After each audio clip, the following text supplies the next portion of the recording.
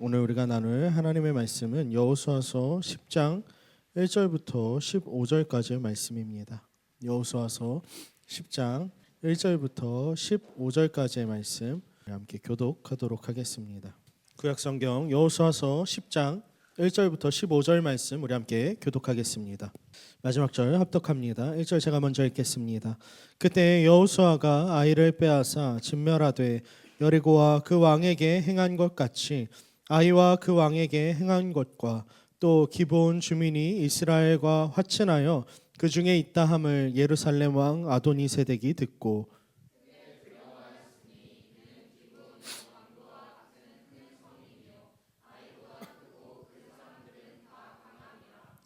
예루살렘 왕 아도니세덱이 헤브론 왕 호함과 야르뭇 왕 비람과 라기스 왕 야비아와 에글론 왕 드빌에게 보내어 이르되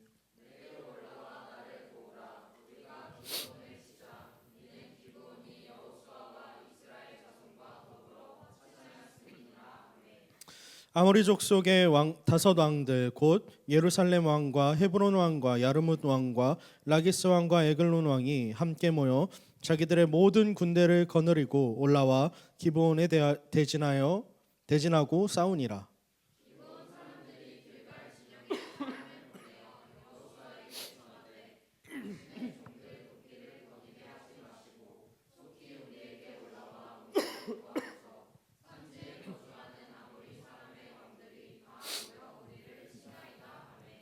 여호수아가 모든 군사와 용사와 더불어 길갈에서 올라가니라.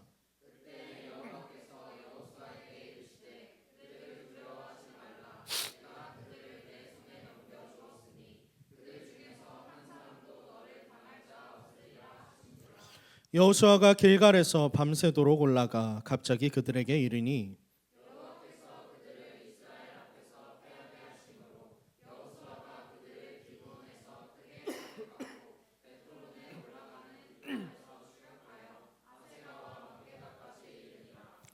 그들이 이스라엘 앞에서 도망하여 베토론의 비탈에서 내려갈 때에 여호와께서 하늘에서 큰 우박덩이를 아세가에 이르기까지 내리시매 그들이 죽었으니 이스라엘 자손의 칼에 죽은 자보다 우박에 죽은 자가 더 많았더라.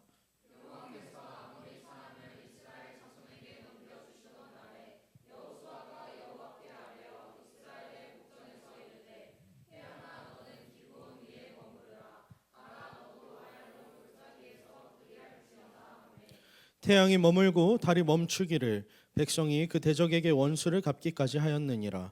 야살의 책에 태양이 중천에 머물러서 거의 종일토록 속히 내려가지 아니하였다고 기록되지 아니하였느냐.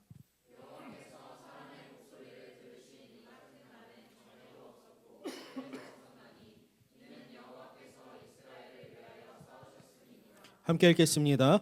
여호수아가 온 이스라엘과 더불어 길갈 진영으로 돌아왔더라. 아멘. 함께 낙화 그 아름다움이라는 제목으로 말씀을 좀 나누겠습니다. 여러분 앞뒤 좌우로 오늘도 인사해 볼까요? 당신의 모습이 아름답습니다. 인사 안 하신 분들은 탐탁치 않은 거예요. 옆에 분들이 한 번 더 인사해 봅시다. 부끄러워하지 말고 우리 당신 멋져라고 한 번 더 인사합시다.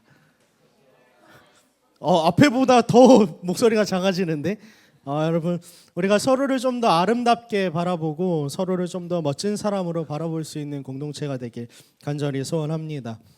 오늘 우리가 읽은 이 여호수아서 10장의 말씀을 이해하려면 앞서서 등장하는 9장의 내용을 조금 알 필요가 있어요. 오늘 본문 초반을 살펴보면 기브온과 이스라엘이 화친을 맺었다라는 이야기가 등장합니다. 그 이야기가 이제 9장에 등장하는데요. 여러분 기브온과 이스라엘은 어떤 사이입니까? 큐티하고 있죠? 어떤 사이예요? 화친을 맺은 사이. 오케이. 또 다들 내가 이렇게 시선이 갈 때마다 다들 이러고 있는데 여러분 화친을 맺은 사이죠. 근데 이 화친이 그냥 정상적으로 맺어진 화친이었습니까? 그렇지 않죠. 기브온이 자신들의 행장을 꾸려서 그것에 낡은 전대에 담고 또 자신들의 가죽 부대, 그 물이나 포도주를 담는 가죽 부대를 낡게 만들어서 마치 터질 듯한 오래된 것처럼, 그래서 멀리서 온 사람들처럼 꾸미기도 했고, 또 더 나아가서 신발을 꾸며서 정말 불쌍한 티를 팍팍 내면서 우리에게 좀 화친을 맺어 주십시오, 우리가 멀리서 왔습니다라고 해서 거짓말로 맺은 화친 조약이 바로 기브온과 이스라엘 사이에 맺어진 조약이죠. 그렇기 때문에 이 거짓에 속아서 넘어간 이스라엘이 아마 좀 많이 당황했을 가능성이 높습니다. 그런데 문제는 뭐냐면 그냥 화친을 맺었다라는 것이 문제가 아니라 하나님이 반드시 멸하라라고 말씀하신 가나안의 백성들과 화친을 맺었다라는 게 핵심 문제겠죠. 더 큰 문제는 하나님 앞에 이 화친을 맺을까요 말까요, 이들과 화친을 맺어야 합니까 말아야 합니까 라고 하는 어떠한 질문조차 하지 않은 채 자신들의 눈에 보이는 대로 사람들을 판단해서 그냥 화친을 맺었다라는 거예요. 누가 봐도 명백한 이스라엘 백성들의 실수죠. 이 가나안 정복 전쟁 가운데 명백한 오점이라고 할 수 있는 일을 이들은 벌인 겁니다. 그런 배경이 있는 상황 속에서 오늘 본문을 시작하고 있어요. 어쩌면 묻지 않고 하나님 앞에 묻지 않았기 때문에 벌어진 실수인지는 모르겠지만, 일들인지는 모르겠지만, 이 조약 때문에 이들이 맺은 이 조약으로 말미암아 전쟁, 가나안의 그 땅에서 이루어지고 있는 전쟁이 매우 급속도로 가속화되는 모습이 등장합니다. 문제를 일으키기 시작하는 거죠. 우리 4절 말씀 함께 읽어볼까요? 본문 4절입니다. 함께 읽겠습니다. 시작. 내게로 올라와 이는 기브온이 여호수아와 이스라엘 자손과 더불어 화친하였음이니라 하매. 아멘. 이들의 화친 조약으로 말미암아 가나안 남부의 5 왕들이 이제 연합군을 꾸리기 시작합니다.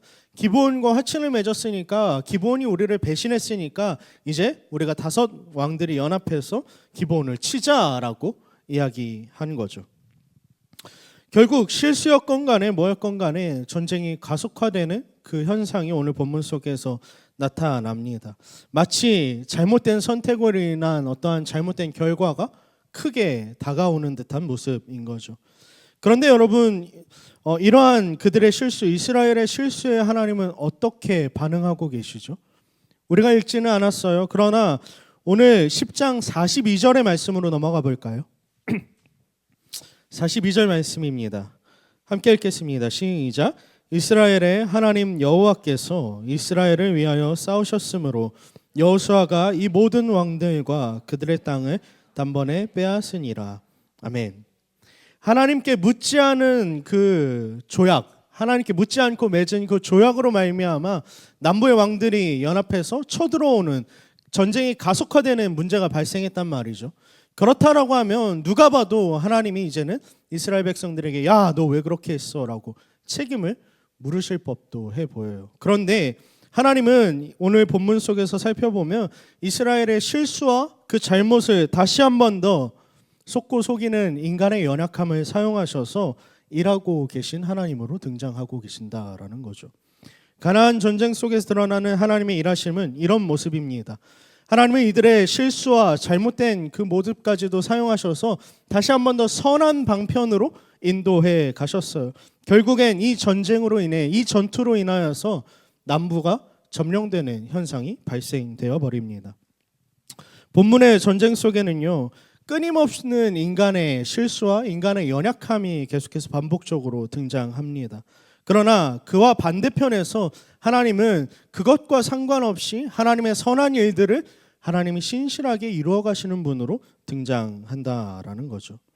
여러분, 바라건대 여러분의 삶 속에서 여러분이 하나님을 의지하는 그 삶을 잘 살았건 못 살았건 간에 그것과 상관없이 여러분을 여전히 붙들고 계시고 여전히 선한 곳으로 인도해 가시는 그 하나님을 경험하는, 만나는 그 은혜가 여러분에게 있길 주님의 이름으로 축복합니다. 여러분, 살면서 누군가에게 속아본 경험이 있습니까? 누군가의 맞네. 왼쪽은 많지 않은 것 같은데 오른쪽이 한이 많은 것 같아. 게다가 여러분, 그 대상이 믿었던 사람이라고 한다면 그 데미지가 얼마나 큰지 여러분 잘 알 겁니다. 우리 집안에는요 한 가지 사건이 있는데 그 사건을 뭐라고 부르냐면 콘칩 사건이라고 우리가 부릅니다. 어떤 사건이었냐면 제가 어렸을 때였어요.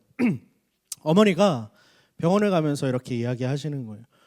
주영아, 네가 가서 주사 잘 맞고 오면 엄마가 콘칩을 사줄게라고 하셔서 2층에 이렇게 엄마가 1층에서 계시고 2층에 병원을 굳이 혼자 올라가서 주사를 다 맞고 왔어요. 알고 보니까 그 주사가 여러분 아프다고 유명한 그 불주사였거든요. 그냥 엄마가 콘칩을 사준다고 하니까 너무 기대감에 차서 그렇겠거니 하고 이렇게 꾹 참고 잘 맞았습니다. 그리고 나서 돌아왔어요. 엄마 앞에 딱 섰습니다. 뭘 기대해야 돼요, 여러분? 콘칩을 기대해야죠. 그런데 엄마 입에서 나온 한마디가 무엇이었냐면 자, 다 맞았으니까 집에 가자 였어요. 그래서 제 어린 시절에 한이 맺혀 있었던 과자가 뭐였냐면, 과자를 원체 좋아하진 않지만 그럼에도 한이 맺혀 있었던 과자가 뭐냐면 콘칩입니다. 누군가의 말에 속아 넘어가면요 그 다음부터는 대상과 이렇게 약속을 하기가 싫어지죠. 엄마가 뭐 사줄게 뭐 하자라고 하면 그때부터였을까요? 싫은데요 라는 이야기를 시작했던 것 같아요. 여러분, 다섯 왕들의 그 연합군의 침략에 의해서 오늘 본문 속에서 기브온 민족이 화친을 맺은 이스라엘 백성들, 특히 여호수아에게 서신을 보내서 도움을 요청합니다. 여러분, 누가 봐도 뻔뻔한 상황 아닙니까? 속여서 맺었잖아요. 속여서 화친을 맺은 거기 때문에 어떻게 이런 요청을 할 수 있지라는 생각이 들 정도로 좀 뻔뻔하다라고 하는 생각이 들어요. 여러분이 이 요청을 들었던 여호수아라고 한다면 어떤 생각이 들었을 것 같으세요? 저였으면 짜증났을 것 같아요. 안 그래도 속아서 니네가 나한테 지금 이렇게 맺었는데, 맺은 것도 억울한데 지금 하나님 앞에 잘못했는데 내가 니네가 감히 나한테 도움을 요청해? 라고 했을 것 같습니다. 그런데 여러분, 오늘 본문 속에서 등장하는 여호수아의 반응이 좀 달라요. 우리 7절 말씀 함께 읽어볼까요? 함께 읽겠습니다. 시작.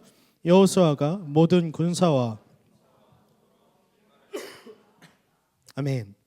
어쩌면 속아서 맺은 조약이었기 때문에 지키지 않았어도, 그냥 그걸 깨버렸어도 누구도 이스라엘을 비난하지 않았을 겁니다.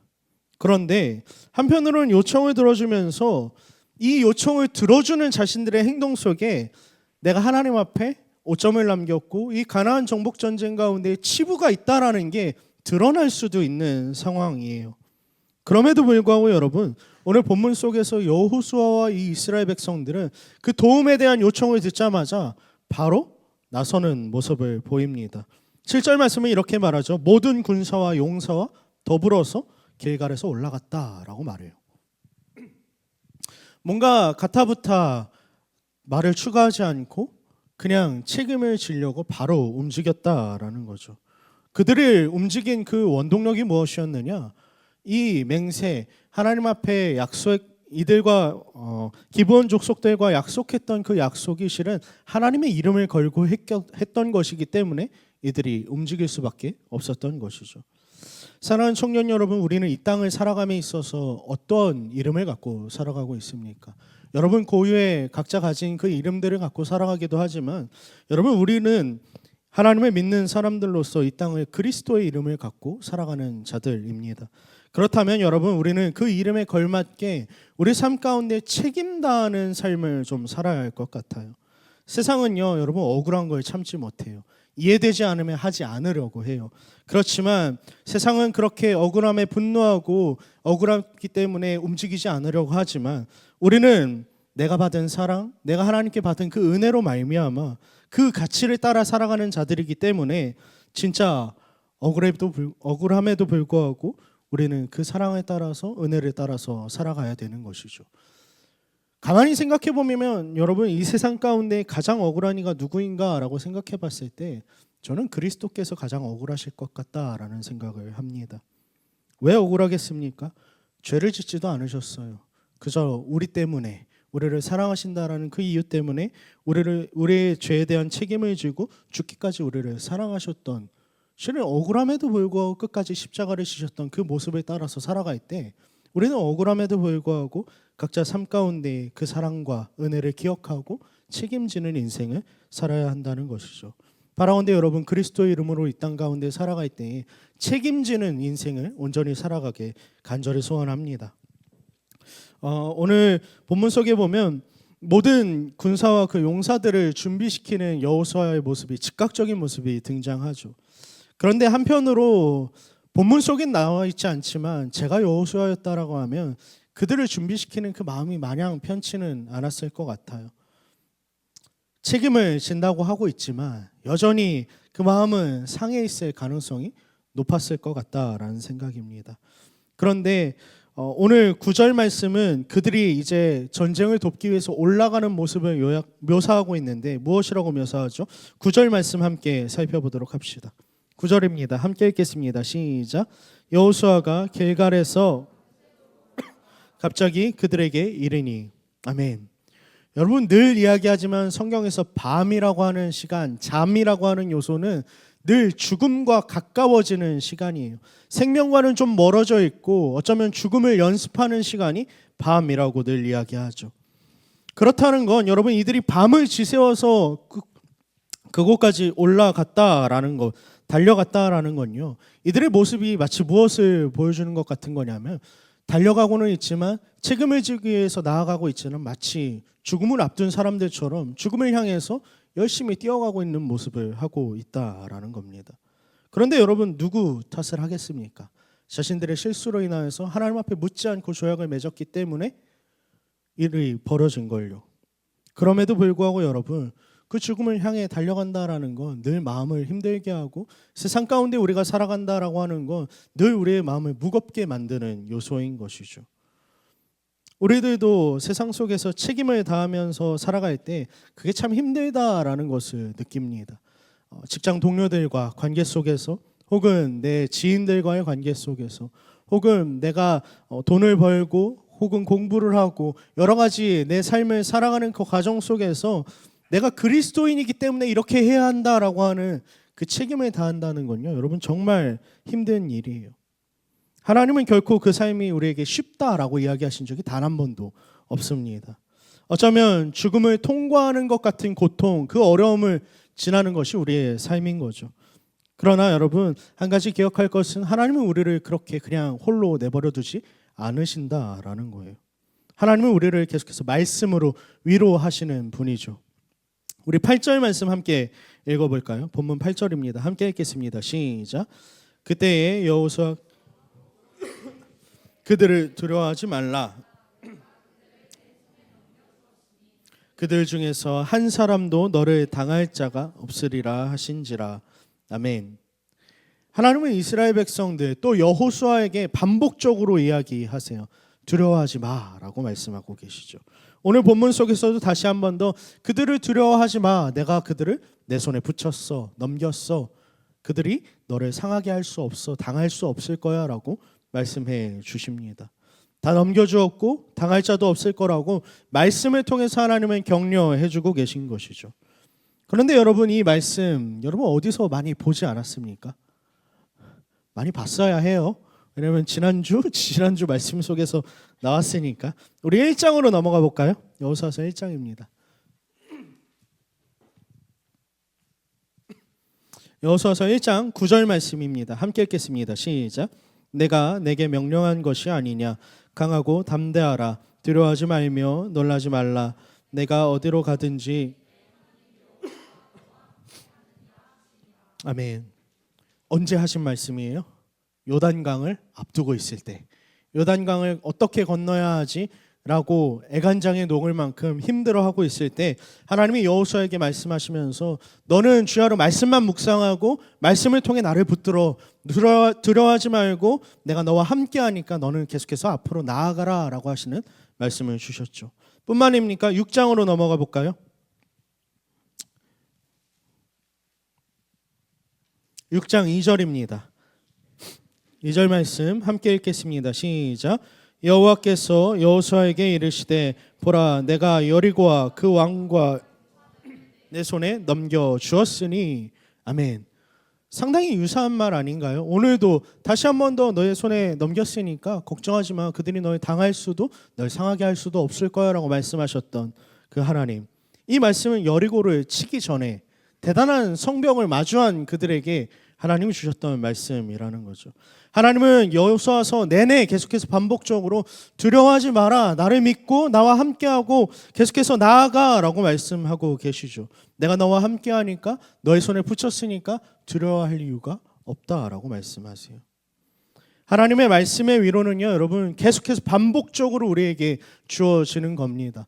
단순하게 그냥 한 번 띡 주어져서 오늘 내 마음에 흡족해라고 하는 단순한 일시적인 감동을 줄 뿐만 아니라요, 우리에게 반복적으로 주어져서 그 말씀을 통해 우리의 인생 가운데 격려하시고 위로하시고 다시 한 번 더 나아가게 하시는 하나님이 분명하게 계시다라는 거죠. 성경을 통과하는 단 하나의 결정적인 하나님의 격려와 위로가 무엇입니까? 아무것도 없는 우리를 위해서 하나님이 자신의 전부를 내어주기까지 우리를 사랑하셨다라는 위로가 계속해서 그 가운데 존재하죠. 사랑하는 청년 여러분, 우리를 향해 선언하고 계신 그 반복적인 하나님의 사랑, 하나님의 선언, 위로, 격려, 그것을 말씀 가운데에서 온전히 경험하는 여러분이 되길 원합니다. 세상 사람들은요, 성경을 가리켜서 단순한 문자에 불과하다라고 이야기해요. 혹은 단순한 신화 혹은 소설, 그 정도로 치부할지 모르겠어요. 그러나 하나님의 말씀은 살아있어서 여전히 우리의 삶을 위로하고 격려하고 고난 속에서도 다시 한 번 더 그 하나님께 순종하게 만드시고 우리로 하여금 버티게 만드는 힘이 그 가운데 있습니다. 그렇다면 여러분, 우리는 과연 그 말씀을 붙드는 삶을 온전히 살아가고 있습니까? 하나님의 사랑은 그 인생을 하나님의 사람은 그 인생을 말씀을 따라서 살아가게 되어 있습니다. 말씀이 주는 그 위로와 격려를 통해서 주께서 우리에게 허락하신 승리가 무엇인지를 여러분의 삶 가운데 더욱더 경험하며 나아갈길 주님의 이름으로 간절히 소망하고 축복합니다. 말씀의 격려를 그렇게 힘입어서 나아간 이스라엘은요, 대단한 승리를 거두죠. 엄청난 승리를 경험합니다. 이 승리에는 특징들이 등장하는데 먼저는 11절의 말씀 좀 봅시다. 함께 11절의 말씀 읽겠습니다. 시작. 그들이 이스라엘 앞에서 도망하여 베토론의 비탈에서 내려갈 때에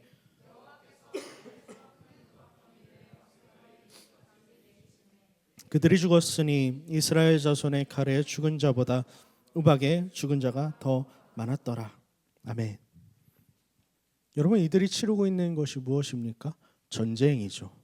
그렇다라고 하면 이 전쟁 가운데 어떤 일이 있어도 사람이 사람을 죽이는 일이 빈번하게 일어났을 것이고, 어쩌면 당연하게도 누군가가 승리했다라고 한다면 칼에 죽은 자들이 더 많아야 정상일 겁니다.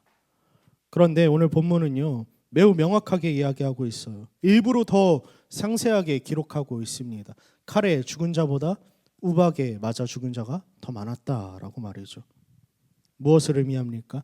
전쟁의 승리가 이스라엘의 어떤 힘과 노력, 능력에 있지 않았다라는 것이죠. 그 전쟁의 승리는 하나님께서 이루셨고 하나님이 여전히 그 전쟁을 붙들고 계시다라는 것을 보여준다라는 거죠. 두 번째 특징은 13절에 등장합니다. 함께 13절을 읽어볼까요? 시작. 태양이 머물고 달이 멈추기를 원수를 갚기까지 하였느니라. 야살의 책에 태양이 중천에 머물러서 거의 종일토록 기록되지 아니하였느냐. 아멘. 야살의 책은 이스라엘 백성들에게 잘 알려진 문학책입니다.